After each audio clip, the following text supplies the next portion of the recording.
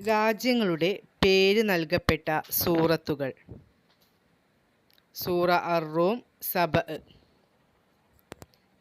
ഫ എന്ന അക്ഷരം ഇല്ലാത്ത സൂറത്ത് അൽ-ഫാത്തിഹ. മീം എന്ന അക്ഷരം ഇല്ലാത്ത സൂറത്ത് അൽ-കൗസർ. ത എന്ന അക്ഷരം ഇല്ലാത്ത സൂറത്ത് അൽ-ഇഖ്ലാസ്. അള്ളാഹുവിൽ ശരണം തേടാൻ ഉപയോഗിക്കുന്നതിനാൽ അൽ-മുഅവ്വിദത്തൈനി എന്ന് അറിയപ്പെടുന്ന സൂറത്തുകൾ.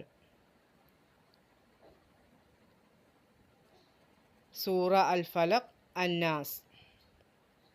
അൽ-ഇഖ്ലാസ്, അൽ-ഫലഖ്, അന്നാസ് എന്നീ 3 സൂറത്തുകൾക്കും കൂടി പറയുന്ന പേര് അൽ-മുഅവ്വിദാത്ത്.